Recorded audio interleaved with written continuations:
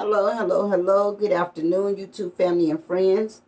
Thank y'all very much for returning back to my channel. Thank y'all very much. And I want to thank y'all YouTube uh, subscribers for subscribing to my channel and still rocking with me. Thank y'all very much from a genuine place in my heart. Okay, and if you're not subscribed to my channel, y'all, please hit the subscribe button. Please hit the subscribe button, and as you come in to view the content, please hit the like button. Please hit the notification bell to be notified for any videos that I put up. Also, y'all, if you feel like you need to share it, share it. Share the stories if you feel like you need to share them. If you guys have a comment, please comment in the comment section down below. Okay? So, guys, this story is about a father who killed his 3 daughters. The father is David Morrow. I think I'm pronouncing it right. He's 39 years old. He has 3 daughters. His daughter was 9, 10, and 13. Yeah, he also killed the elder of the church, who was 59. Am I right? I think he was 59 years old. The elder of the church, whose name was Nathaniel Cone. Yeah, he was 59. His name was Nathaniel Cone. He was supervising, y'all. The father had visitations 4 hours on the weekends. I think one day of the weekend. One day of the weekend, I think it was, and it was for 4 hours a day. Okay, so Mr. Nathaniel Cone was the person who assisted the visitations, to make sure that the father and the children, were, make sure that the kids were okay, or however it goes. But he was the visitation person. Okay, that was, there for the children to visit their father, or the father visit the kids, how, whatever way. But this father brought a gun to the visitation. Now, what was his, of course, we see what his motive was, but if you are just coming to visit your children, why would you bring a gun? Why would you bring a gun to visit your children? Why would you bring a gun to visit your children? This happened, y'all.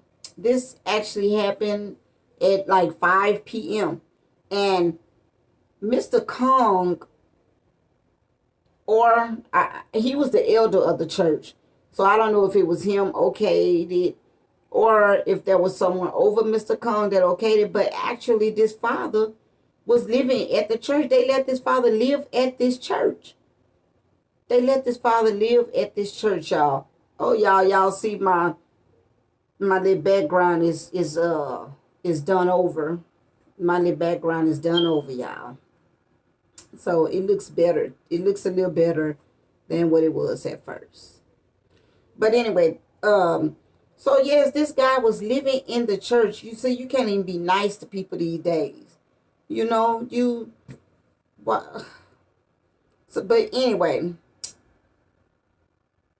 they used the church for the for the neutral place to visit it, because the father was living there. So there was a domestic violence situation between the mother and the kid's father. He used to beat on the mother. He used to beat the mother, and I don't know if there was anything with the kids. I haven't heard that, but of course the mother, yes. The mother, yes, he did. So the mom put a restraining order out on him. So, and then that's one thing, y'all. Hey, if anybody's seeking protection, so be it. By all means, do what you have to do to be safe, okay? By any means necessary. But in the black people stories that I've been doing, The ones that did seek out for protection, for restraining orders, they were all denied. They were all denied. But in the few Caucasians that I have looked at, they were granted their restraining orders. They were granted them. But I just thought I'd just throw it in because, yeah. Yeah, what? Yeah. But anyway, the mom had a restraining order on the father because they were always in a domestic dispute. And so therefore they made arrangements for them to meet up at the church or whatever, but the mom was not going. It was just the children were just being supervised by Mr. Kong, so that they could so that he could see his children. I don't know how many visits that they probably already had, but this father chose to take a gun and killed all three of his daughters. The daughters ranged from the age of 9, 10, and 13. Actually, on March the 2nd, y'all, the 10-year-old would have turned 11 years old on March the 2nd. But the mom was living out of town. So I don't even know, like, where the children were living at. They didn't even say. They just said the mom was not living in town at the time. So how was her children living in town and she was somewhere else? But hey, I only watched like 3 stories of this to make sure, you know what I'm saying, just so that I could get to the important part, which was the man killed his 3 daughters and killed the supervised man that was, and killed the man that was supervising their visits and all of that. So that is crazy. What would make him? So I guess he feel like he couldn't kill the mom. He killed his 3 daughters. And that's crazy if that's what he did. And again, they are yelling mental health. That is not mental health. That is not mental health. I don't care how they look at it. That is not mental health. That's not mental health. But yeah, y'all, so he done killed his daughters. That's what I'm saying. Like, you done killed these people inside of a church. That's why I say, y'all, we are at war. There is a spiritual warfare going on. Y'all can believe it or not, but it is. This man literally, these people nice enough to literally let this man live at this church and visit his kids at this church, and he took it upon himself to kill these kids, kill himself, and he actually killed himself too, y'all. He killed his kids, killed this man, and then killed himself as well. So there are 5 bodies in a church, 5 dead bodies in a church.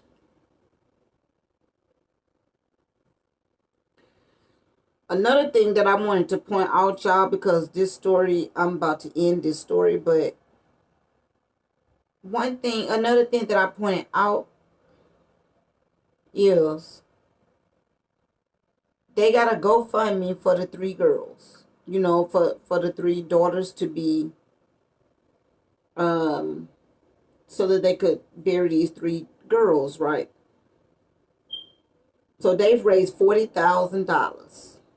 $40,000 to bury these 3 girls, which is as they should, because these babies didn't ask to be murdered. They did not ask to be murdered. This is the 3 daughters. One was 9, one was 10, and one was 13.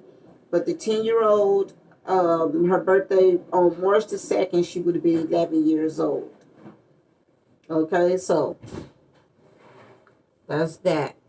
This is the father that killed his 3 daughters. I wonder who beat him up. He got all those sores around his nose. And I wonder who beat them up because they actually look like fresh scratches. I hope one of them daughters did it.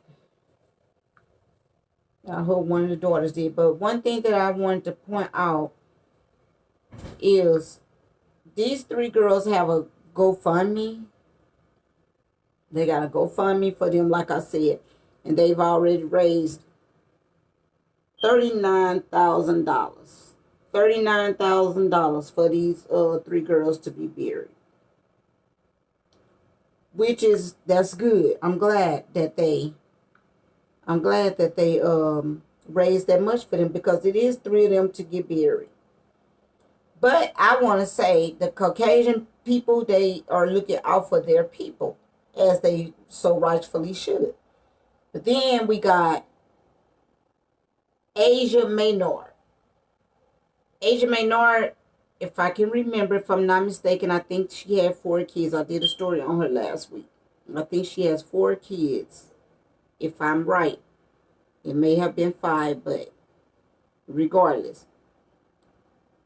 The family had the money to bury Asia, and they are going to, look out for Asia's kids, of course.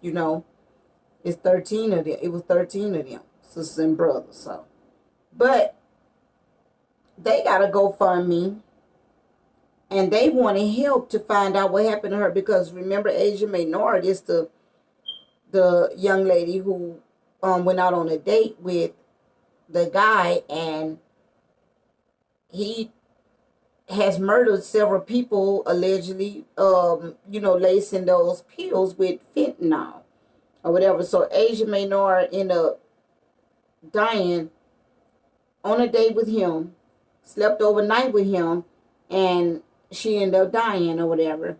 So the people closed that case, closed that investigation, closed the case real fast before the family could even do anything.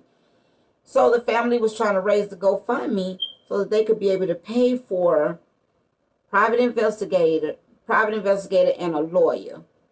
So for her, for the private, they want to pay for the private investigator, a lawyer, and autopsy. But now they only raised $2,025. $2,025. Now, for the police to cover that up real fast, like they really closed that investigation. They didn't even do an investigation. You know what I'm saying? They didn't investigate the guy. They didn't wait for the family for nothing. You know what I'm saying? So what is it that they're trying to cover up? So this family wants to know. Asia Maynard family want to know. Like, they want to know what happened to her. So they're trying to raise money for a private investigator, a lawyer, and the autopsy. Why isn't black people trying to help? Why is black people not trying to help, with this? Black people don't stick together for nothing, and they so tight with money. That's why black people can't have nothing today. They don't want to help with nothing. But here it is, these white people. I don't mean white as in a disrespectful way, y'all, because I'm not prejudiced at all. I'm only prejudiced to who is prejudiced to me. But I'm not prejudiced just from, just from color. But just what I'm just trying to say is the Caucasian people, I'm going to say it like that, then it sounds more respectable. These people are stuck together and raised $40,000 for these girls, and the black people don't even want to help these people to try to see. That's why we get treated the way we treat each other, because the black people know that we not going to stand up for each other and we don't have each other back. They know that. These people trying to find out what happened to it costs. It does cost for this type of stuff. So now what we want them to do, that's why we never get justice. That's why we as black people never get justice and we get treated the way we do, because for one, we do not help each other. We don't got each other back. We don't stand for nothing at all. And we fall for anything. So these people don't want to just let their sister be buried like that and just let their family member just go like that. Like, okay, she dead. We don't know what happened to her. Bam, boom, bob, whatever. You know, have a funeral for her and just let it go. No, they wanna see what happened to her.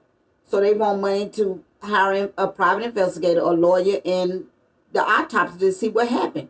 Because like I say, when do autopsies come back as fast as Asian May Norris autopsy came back?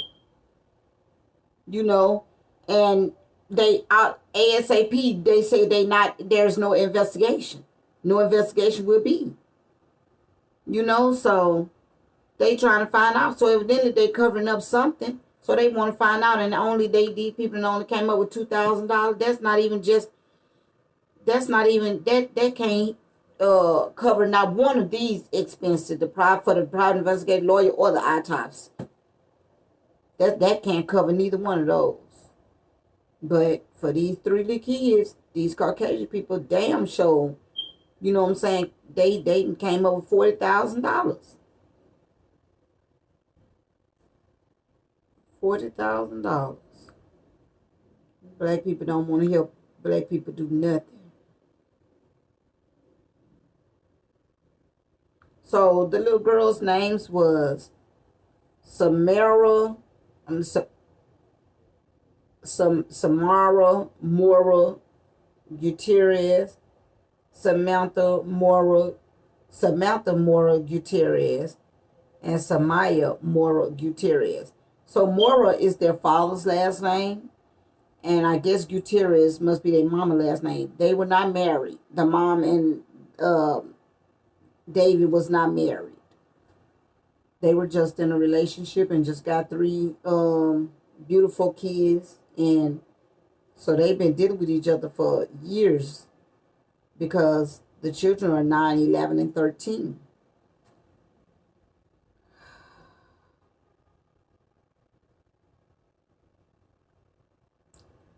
So anyway, let me let y'all hear this news article.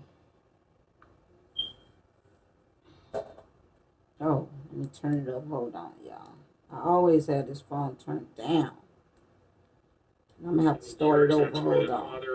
Shot and killed his 3 daughters during a supervised visit on Monday. A church leader who chaperoned that visit was also killed. The community is mourning the loss of all of those victims, including those 3 sisters. Giovanna Venegas shared this picture of Samia, Samantha, and Samara, who were all killed by their father, David Mora Rojas. Today would have been Samantha's 11th birthday.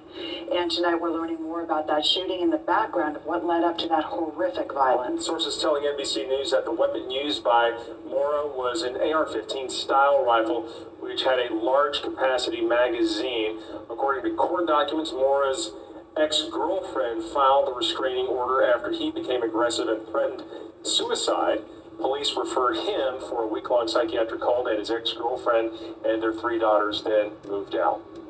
Well, a memorial continues to grow outside that Sacramento County church where Mora killed his 3 daughters and their chaperone before turning the gun on himself.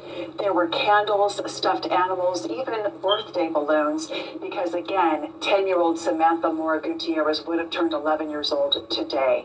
Her sister Samara was 9 and Samia was 13. They were killed 2 days ago, along with 59-year-old Nathaniel Kong, a family friend and a church leader at the church in Sacramento. People stopped by that church today to pay their respects, including Assemblyman Ken Cooley. The tragedy that unfolded here 2 days ago, it's just enormous. It's bigger than any one heart can bear. We think of Mom and her loss. So it's really fitting to have a community response. Those girls went to school in the Natomas district, and friends of Kong say he lived a life of sacrifice and service. This shooting is raising awareness about domestic violence situations and a lack of resources for both mothers and fathers. KCRA 3's Maricela de la Cruz spoke to a couple of organizations and some men who shared their experience about seeking help. It's hard, and it's tough, and it's difficult, and at times you feel stepped on. Last year, James Silveira found himself in what he describes a dark place when he had to go through the court system to see his child. A reality that Brandon Jackson also experienced years ago. When that court order was put in place, she would cry just because she didn't know who I was. Wanting to be a part of his daughter's life is what motivated him to seek assistance from the Center for Fathers and Families in Sacramento. They actually helped me to get my certificates and all that to prove to the judge that, look, I am a father who really truly wants to be a part of his daughter, of his child's life, you know. Terry Moore says that the high number of absent dads is due to few services like theirs. Being a mother and being a woman is more popular. You know, it's not popular to be a dad. In the U.S., fathers are granted custody 18% of the time. I totally understand that negative energy going to somewhere where you're giving your all for a child, and then that child's stripped from you, and now you're going to supervise visits after you've been providing for years and years. But Terry says that co-parenting doesn't have to be difficult if the resources are there. We want men to take leadership in their lives, and we want them to be examples and pillars and nurture their children, even though the mom's not there. However, when it comes to legal fees and assistance, some say it's a difficult system to navigate. There's a huge justice gap, access to justice gap, language gap, resource gap. Which is why Fathers Do Matter was created. They're hoping the legal aid can help other men get the assistance they need, ranging from mental health services to the court system. We're hoping at our workshops that we can help them do the simple, just get your stuff filed. That is a hurdle within itself. Getting the copies you need and assembled in a way that the court will accept it. In Sacramento, Marisela de la Cruz, KCRA 3 News. Okay, so I actually chose that video to play just because I feel like some fathers, because I do have a few men in here.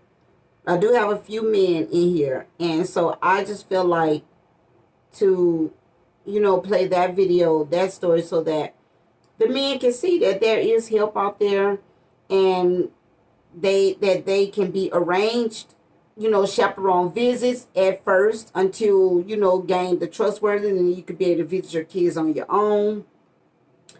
And that there is help out there for men, and then like they say, it's only 18% that gets legal custody of their kids, but, that gets custody of their kids, but you could possibly be part of the 18.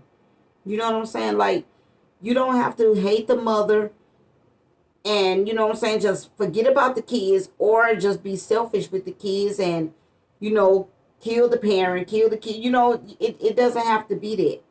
There is help out there. There is help out there. And, if you seek it, you'll get it, So that's why I just want to play that part about, that video instead of playing one of the other ones that I saw, because, men need help too. And there are some women around here that don't even deserve their kids.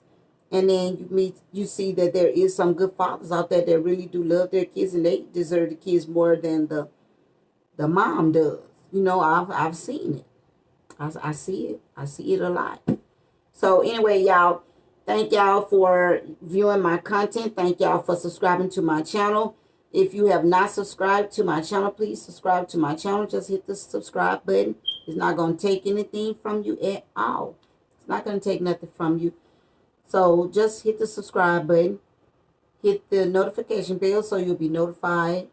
Comment in the comment section down below. Y'all hit the like button, to like the content. And I welcome you guys back. Come back at any time, okay? Come back at any time. Thank y'all so much. Thank y'all for my subscribers. Okay? Thank y'all very much from a genuine place in my heart. And I will see y'all later. I may do another video later. I'll see how I feel. So, I'll be back. Thank y'all. Bye.